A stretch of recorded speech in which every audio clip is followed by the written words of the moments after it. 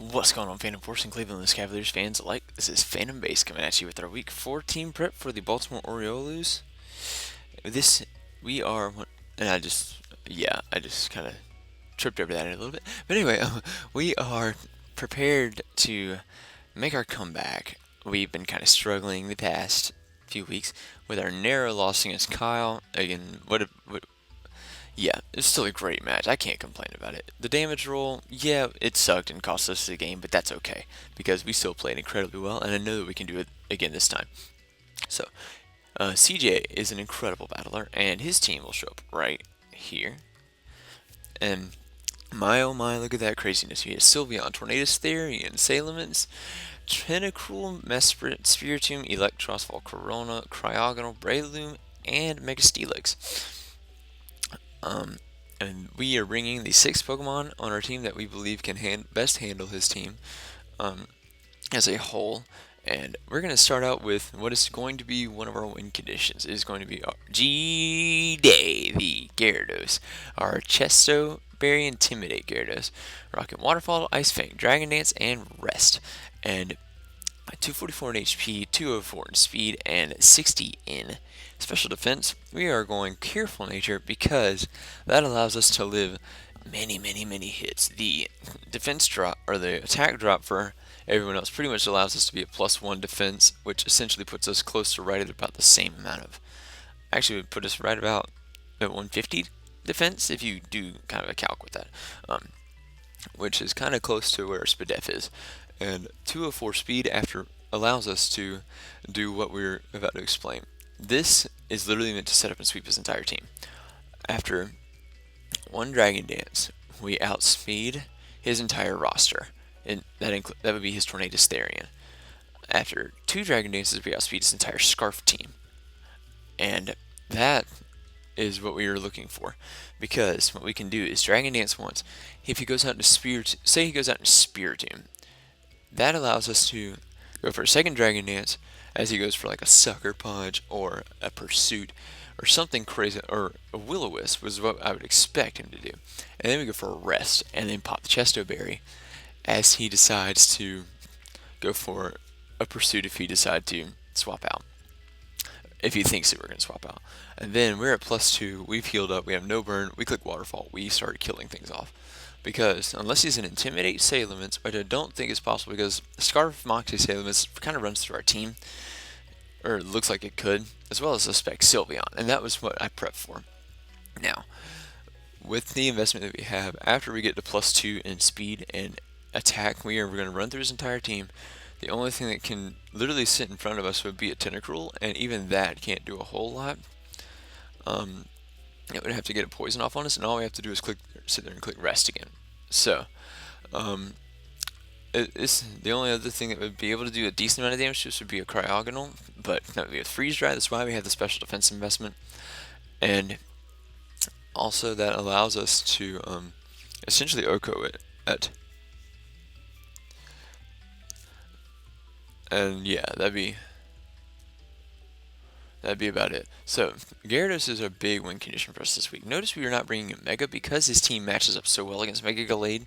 We decided not to bring it.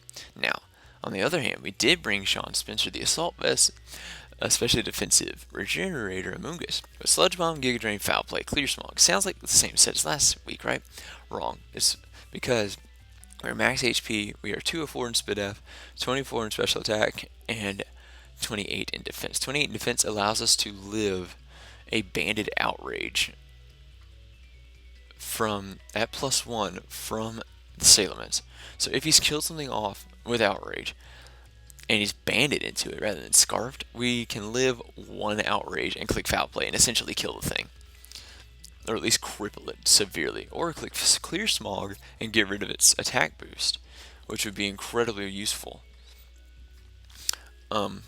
So yeah, that's the biggest reason for the physical investment. Now, the special investment allows us to live so many special hits. For example, we can sit in front of the Sylveon all day long. If it tries to calm mine up, we click Clear Smog. We can Giga Drain up on a lot of things. We can sit in front of the Tentacruel, click Foul Play, and do a lot of damage to it. Literally, this thing is meant to prevent setups, and that's what we want.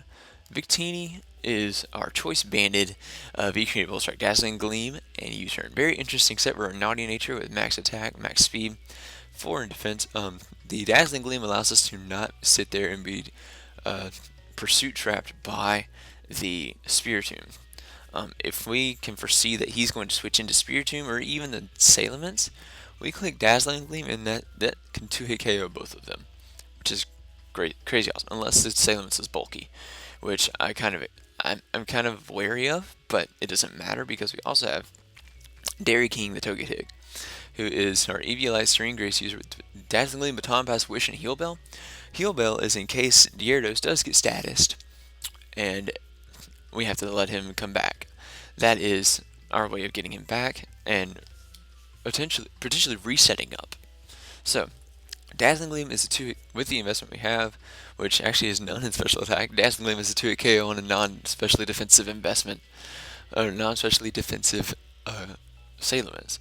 A Scarf Moxie Salamence cannot touch us. We cannot 2-hit KO us with a Iron Tail, and we can easily click up a Wish.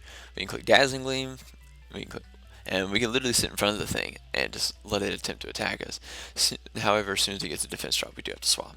But that is why we also have the Hairdugo, our Sandslash, who is rocking Stealth Rock, Rapid Spin, Rock Slide, and Earthquake. Rock Slide is also a 2-hit KO on the Salamence if it doesn't have Intimidate or it's not physically defensive. Stealth Rock is necessary because he only has Defoggers. He doesn't. His only Rapid Spinner is Tentacruel, and we can easily kill that thing with the next Pokemon that we're about to show you. Or if he decides to switch it and we click Earthquake, we're going to do a huge chunk to it and swap out on it, trying to go for a Poison Jab or something like that. It wouldn't go for Poison Jab against this thing. It would probably go for a Water move. That's why we would go out into Sean Spencer. Because 1, it eats up Toxic Spikes it can lay out, which is really nice to have. And 2, it can eat up a Toxic it's trying to go for. 3, it eats up any special move possible that Tentacruel could go for. Our last Pokemon is Mobster, the renamed Magneton, after a fun little misspell. Talking to Kyle last week. But anyway, this is our Choice Scarf Sturdy user. Same exact spread as, well, not the same exact spread, but same exact speed investment as last week, I believe. No, it's the same exact spread, actually.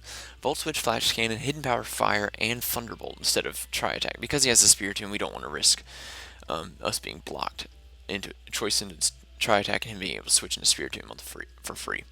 So, we are Volt Switch, Flash Cannon, Hidden Power, Fire, Thunderbolt. Hidden Power, Fire is for the Mega Steelix because he might be able to think that we're trapping him in, and we can probably 2-hit KO it with a Hidden Power, Fire. Flash Cannon hits most of his team for neutral, if I remember correctly. Let me check. Yes, it hits everything on his team for neutral that isn't Volcarona or Steelix or Tentacruel. But we have Volt Switch for all those Super Steelix, which we have HP Fire for. Thunderbolt is for once we can get rid of Steelix, we can start spamming Thunderbolt, and his only resist is Electros. And once we get rid of, honestly, once we get rid of Electros, we are able to set up with Gyarados and win. Or once we get rid of Electros and Tentacruel, actually, we can set up with Gyarados and win. So, I believe that is all that really is from us, and really, once the easiest way to get rid of Electros, Mega Steelix, and Tentacruel are my 3 biggest worries for Gyarados sweeping. All we need is to get our rocks up and to be able to get Victini just to click V-Create against 2 of those, and the last one you click Volt Strike, and literally that's it. And honestly, I don't expect him to bring in. If he brings in Spiritomb, we might have to let Victini go down. That's if we've used a V-Create. If he switches in Spiritomb, or if we got a free switch into Victini, I expect him to go into Spiritomb trying to trap us. I would probably go for a Dazzling Gleam, and then we could probably go into something else, expecting us to not switch after that.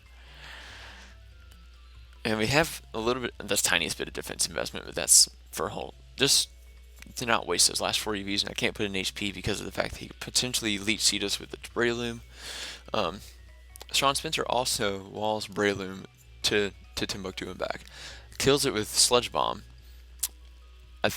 Actually, with this investment, it 1-hit KOs Breloom with Sludge Bomb. That's why it has the special attack investment it does.